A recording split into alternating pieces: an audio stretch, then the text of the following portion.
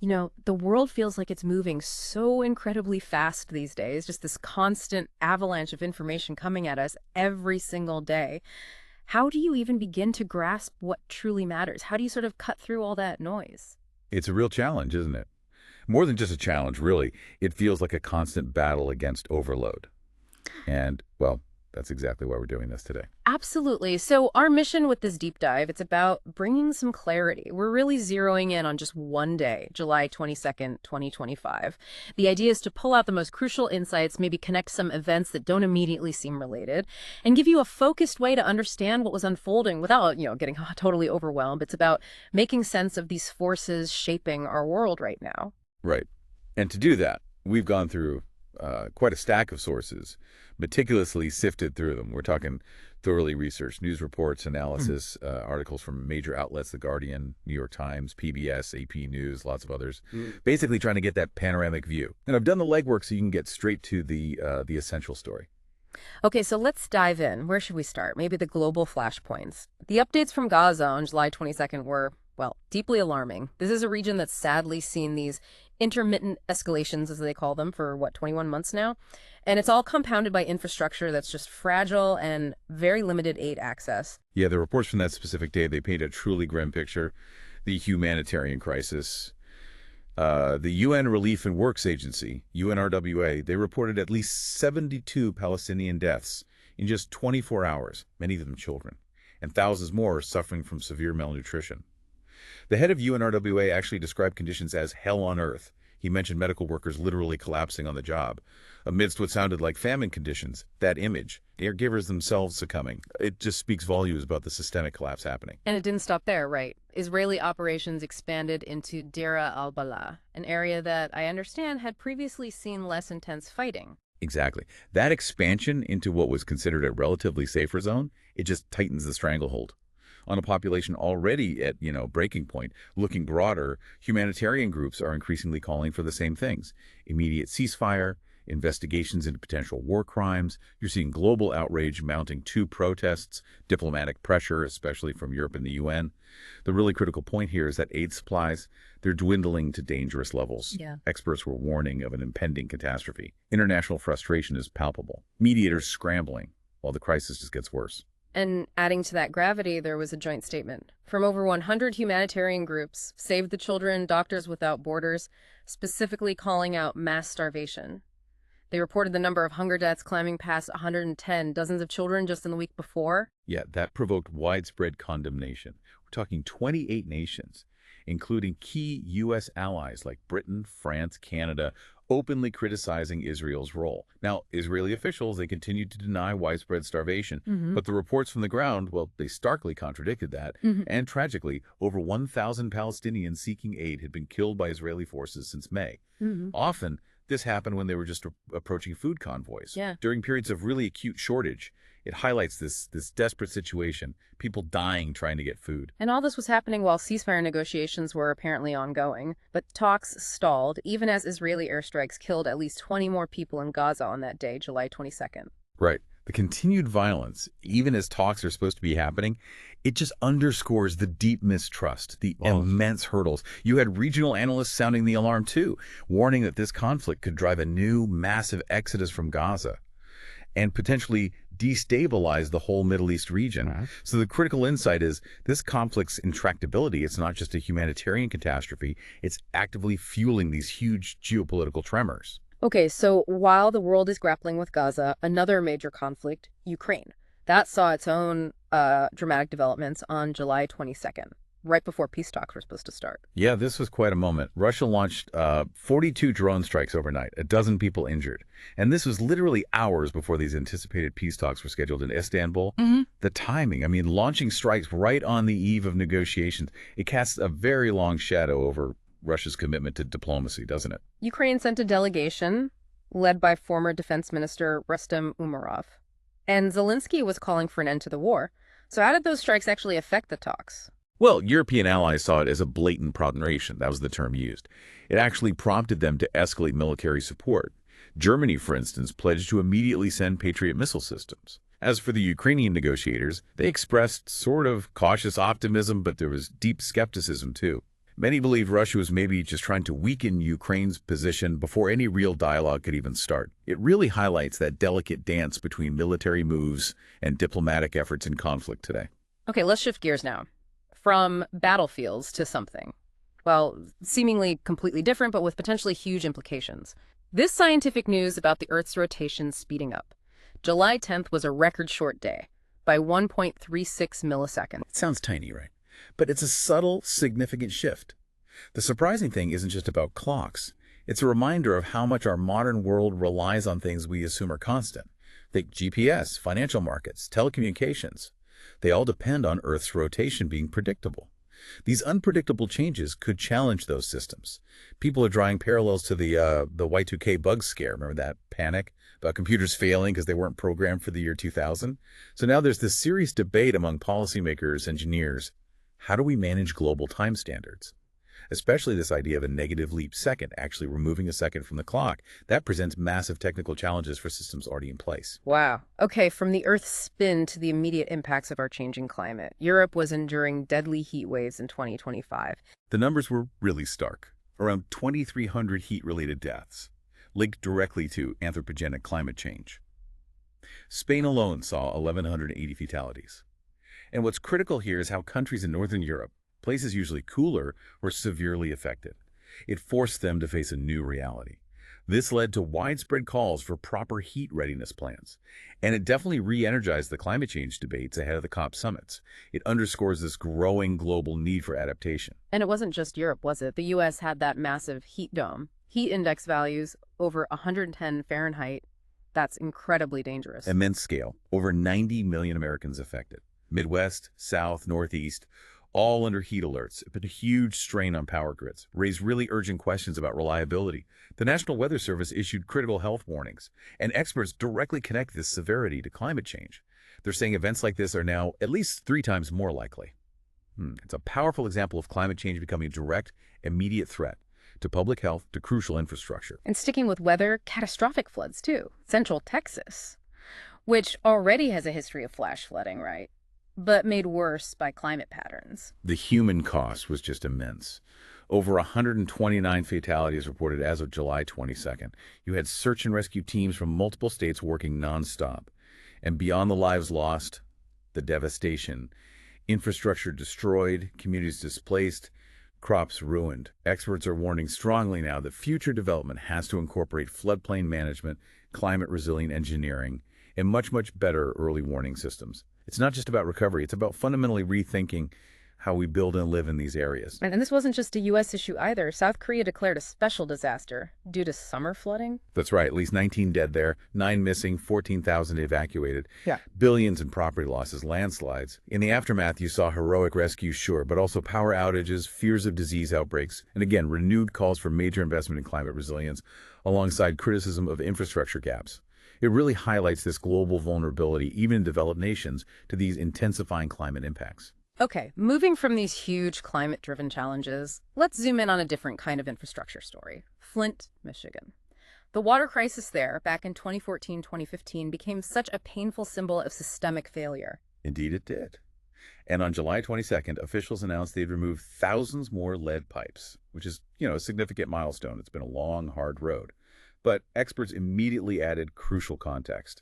Many low-income households are still at risk. Water testing funding isn't enough.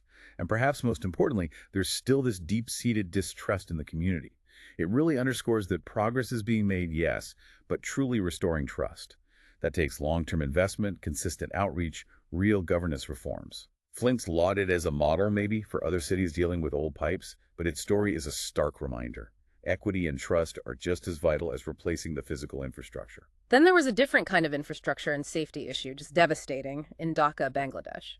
An air crash. Truly heartbreaking. An F-7 training jet crashed directly into a school, Milestone School and College. Killed at least 31 people, mostly children. Over 170 injured. Reports suggested the pilot tried to divert after a mechanical failure, but the outcome was catastrophic. The aftermath saw national mourning, rescue efforts, but also student protests demanding transparency and safety improvements, understandably. This tragedy raises really important questions about air safety standards, about infrastructure planning near flight paths, especially in densely populated cities. The potential consequences are just too high. Right. Let's turn now to U.S. policy shifts and some of the societal debates heating up around July 22nd. Starting with foreign policy, President Trump's executive order formalizing the U.S. withdrawal from UNESCO. Yeah, the stated reasons given were perceived anti-Israel bias and concerns about how U.S. funds were being used. The reaction, as you might expect, was sharply divided. Proponents saw it as a necessary stand against wasteful spending or against international political agendas they didn't agree with.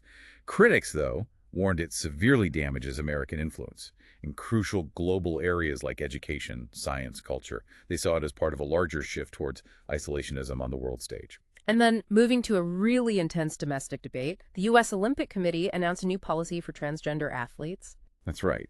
They stated that transgender women would no longer be eligible to compete in women's events. This was based on new guidelines requiring puberty suppression before the age of 12. It instantly ignited this fierce debate about fairness versus inclusivity in sports. Supporters argue it protects biological fairness in women's competition.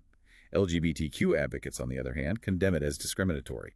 Calls for legal challenges immediately followed. And this is significant because the IOC, the International Olympic Committee, and other international sports bodies are now expected to revisit their own rules in light of this U.S. move. The post-Roe landscape also saw developments, didn't it, around reproductive rights and birth control access. Investigative reports highlighted some moves. Yes, those reports detailed actions by the Trump administration, specifically scaling back CDC guidance on birth control and reallocating Title X funding, that's the federal family planning program, away from organizations providing comprehensive reproductive health services. There were congressional hearings, protests, all highlighting efforts to redefine abortion as non-health care. Also efforts to reinstate certain data reporting requirements and restrict federal protections for contraception, even IVF. Reactions were, again, intensely divided. Proponents decried the policies as dangerous overreach, harmful to public health. Supporters welcomed it as a return to family values. But doctors on the ground warned about very real health risks and potentially increasing inequity for vulnerable groups. Beyond policy debates, we saw internal U.S. political conflicts really heating up, specifically around the Jeffrey Epstein files. Yeah, tensions definitely flared in Congress. House Speaker Mike Johnson announced an early recess. A report suggested it was specifically to avoid a potentially high-profile, difficult vote on releasing those Epstein investigation files. There was significant bipartisan demand, actually, for the Justice Department and FBI to make all records public. And to question Ghislaine Maxwell further, this whole episode revealed growing splits within the Republican Party itself, between Trump loyalists and more libertarian types pushing for transparency.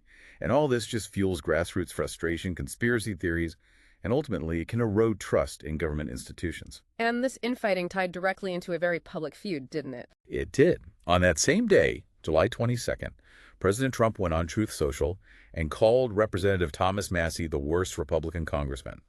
This was sparked directly by Massie's defiance, his push to declassify those Epstein materials. Interestingly, Elon Musk then publicly backed Massie, framing it as a wider stand for transparency against government secrecy. So this feud, it's not just personal. It could influence primary races, shape public trust, and definitely impact debates around classified information policy going forward. Immigration also made headlines. Renewed enforcement efforts with quite dramatic raids in Southern California. Yeah, early July raids on 2 cannabis farms, Ventura and Santa Barbara counties. Over 360 migrants were detained, and 14 children were rescued from what authorities suspected was labor exploitation. These operations led to violent confrontations with protesters. The reaction was swift. LA Mayor Karen Bass called the operations authoritarian overreach. And significantly, a federal judge issued a temporary restraining order, telling authorities they had to justify arrests more rigorously, limit racial profiling. It caused a lot of fear in immigrant communities, understandably, and really underscored these mounting tensions around immigration, especially ahead of the November presidential election. And related to that, there was a legal challenge against administration policies on federal benefits for undocumented immigrants. Correct. On July 22nd, a coalition of 21 state attorneys general filed a lawsuit seeking to restore immigrant access to key federal programs, Head Start, mental health services, housing support. Their complaint alleges violations of administrative law, but it really highlights these deeper philosophical divisions in the U.S. over immigration and social policy. Advocates were warning that cutting access harms public health, education, economic stability, not just for the immigrants, but for entire communities. Okay, looking towards the future a bit. Artificial intelligence. Looming executive orders from the Trump administration. Yes. Reports indicated the administration was actively preparing new executive orders on AI, apparently shaped with input from Silicon Valley allies and set for release later that week. These AI action plans were expected to cover innovation, regulation, security measures, the whole gamut. The debate around this is stark, as you can imagine. Supporters argue clear federal policies are urgently needed for the U.S. to lead globally in AI. Critics warn that any rapid rollout absolutely must include adequate safeguards for privacy and safety, but experts pretty much agree. This phase of AI governance could be truly pivotal for technology, for jobs, maybe even for democracy itself. Okay, let's shift focus again to global trade. Washington and Tokyo announced a new bilateral trade framework. Right. This deal involved a 15% U.S. tariff on Japanese exports. That was actually down from a proposed 25%. In return, Japan made formal commitments for $550 billion in future U.S. investment, plus a joint venture for liquefied natural gas, LNG, in Alaska. Markets reacted with what was described as guarded optimism. U.S. industry saw benefits from Japanese capital. Japan got some predictability on tariffs. But there were criticisms. Some argue 15% is still pretty high, and the deal sort of reined in broader regional trade ambitions. Plus, there was domestic opposition in Japan, fearing hits to their export competitiveness in Asia. So, a complex picture. And another trade deal, this one described as contentious between the U.S. and the Philippines, concluded by Trump and President Marcos. Yes, the terms there were quite different. The Philippines agreed to open its markets to U.S. goods with zero tariffs. But imports from the Philippines to the U.S. would face a substantial 19% tariff. The talks also reaffirmed the U.S.-Philippines Mutual Defense Treaty, discussions on regional security, China's influence, the usual strategic points. But reports indicated Filipino officials privately had serious concerns about that 19% tariff. They feared severe damage to their export sector. Analysts call the agreement uneven.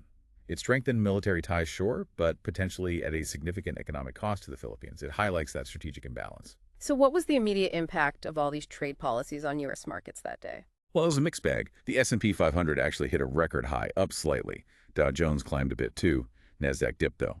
But the big story was General Motors. GM stock dropped significantly, 8.1%. They cited a projected hit of $4 to $5 billion annually just from these tariffs. This directly contributed to GM reporting a Q2 loss of $1.1 billion. So while some analysts saw market resilience overall, maybe investor confidence, there was persistent caution, especially in sectors sensitive to trade, and GM's warning was stark. The impact could get worse, challenging American manufacturing competitiveness. It shows those real, concrete effects of trade policy on specific companies. And finally, one more incident from July 22nd, an aviation safety scare, a near collision. A very close call, yes. At Mexico City's main airport, Benito Juarez, an Aeromexico regional jet nearly landed right on top of a Delta Boeing 737 that was accelerating for takeoff on the same runway. Apparently, quick thinking by the Delta crew averted disaster. They aborted takeoff. Reports said they came within just 200 feet of a collision. Terrifyingly close. Joint inquiries were immediately launched. Mexican and U.S. authorities looking into suspected failures in air traffic control communication. These near misses, especially since there had been another Delta incident just days before in the U.S., they're stark reminders. Even with technology, you need robust procedures, backup safety systems. It definitely reignited debate about whether oversight and infrastructure need beefing up as global travel bounces back. Wow. And amidst all of that, we also lost a true cultural icon on July 22nd. We did. Ozzy Osbourne, the Prince of Darkness, lead singer of Black Sabbath, huge solo career, died at age 76. His life was just marked by incredible highs, Grammys, Hall of Famers, but also very public struggles with addiction and later Parkinson's disease. The tributes just poured in. From fans, fellow musicians, even politicians around the world, it really reignited discussions about mental health, addiction, the whole legacy of rock and roll culture. His passing felt like the end of an era for so many people. And one last item from that day, a concerning one for press freedom, a Spanish-language journalist detained by ICE. That's right. A journalist arrested back in June while covering a protest near Atlanta was still in ICE custody as of July 22nd. Her family and advocates were calling for immediate release, obviously. And the incident really highlighted concerns about journalist rights and the potential, maybe, for targeting bilingual reporters specifically. Press freedom groups were rallying support. ICE officials stated they were following standard legal procedures. But this case definitely spurred calls for legislative action, maybe court challenges. It underscores that delicate balance between reporting the news and law enforcement actions. So when you step back, just one day, July 22nd, 2025, We've touched on intense global conflicts, humanitarian crises, deep shifts in climate patterns causing devastation, explored major economic ripple effects from trade deals, critical debates on rights, governance, technology. It's really clear these aren't isolated events, are they? They're all threads, deeply intertwined in this huge, constantly changing tapestry of our world. Exactly. They're all connected. And considering that rapid pace of both the global crises and the technological leaps we saw evidence of on just that single day, it really makes you think, doesn't it? What does it mean for you, for your community, to be truly resilient, especially when faced with this kind of multifaceted, accelerating change? It's a question that probably demands continuous reflection because, well, the world around us certainly isn't standing still.